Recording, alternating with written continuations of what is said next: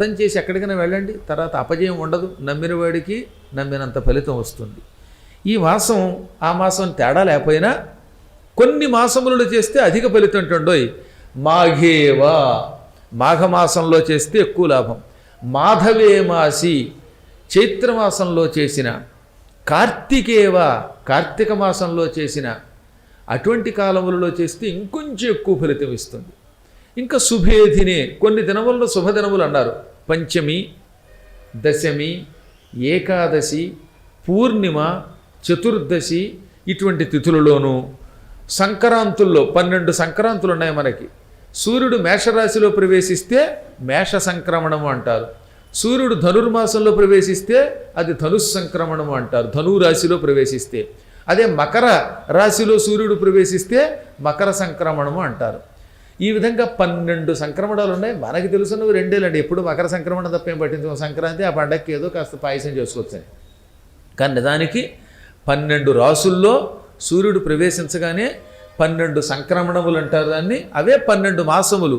తమిళులు ఈ మాసములనే వాడుకుంటారు. మేషమాసం, అలాగే వృషభ మాసం, ఇలా ఇప్పుడు ప్రస్తుతం వాళ్ళకి ధనుర్మాసం. దీని తర్వాత ఏమవుతుందన్నమాట, ధనురాశి అయిపోయిన తర్వాత మకర రాశిలోకి సూర్యుడు ప్రవేశిస్తే అది మకర మాసం.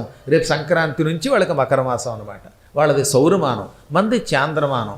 చంద్రుడు పూర్ణిమ నాడు ఏ నక్షత్రంలో ఉంటే ఆ నక్షత్రాన్ని బట్టి మనకి పేర్లు వస్తాయన్నమాట.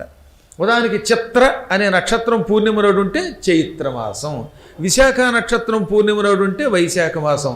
ఈ చంద్రుడు పూర్ణిమ నాడు ఏ నక్షత్రంలో ఉన్నాడో అది మనకి, అదే వాళ్ళకి సూర్యుడు ఏ రాశిలో ఉన్నాడో దాన్ని బట్టి వాళ్ళకి మాసం. అందుకని వాళ్ళది సౌరమానం, మనది చాంద్రమానం. ఇలాంటి సంక్రమణముల కాలములో 12 సంక్రమణముల కాలములో కనుక ఈ వ్రతము చేస్తే ఆ ఫలితం అనంతమవుతుంది, అద్భుతమవుతుంది. ఇంకా ఎవరికైనా దారిద్ర్యం ఉన్నప్పుడు ఈ వ్రతం చేస్తే దారిద్ర్యం తొలగుతుంది. కష్టాలలో ఉన్నప్పుడు చేస్తే తక్షణం కష్టం తొలగిపోతుంది. ఈ వ్రతం ఉదయం కంటే సాయంత్రం చేస్తే ఎక్కువ ఫలితం ఉంటుంది.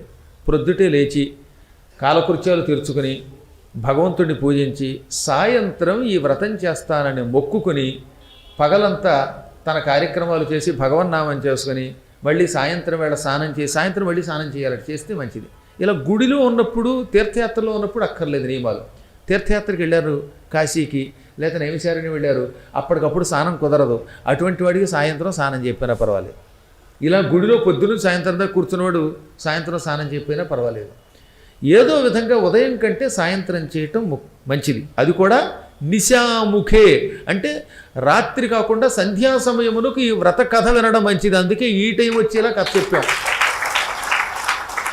నిశాముఖము అన్నాడనమాట. ఈవినింగ్ టైం, సంధ్యా సమయానికి ఈ కథ వింటే ఎక్కువ లాభం. రాత్రి అవ్వకుండానే వినడం ఎక్కువ లాభం. ఈ వ్రతం ఎలా చేయాలి? ముందుగా విఘ్నేశ్వరుడిని పూజ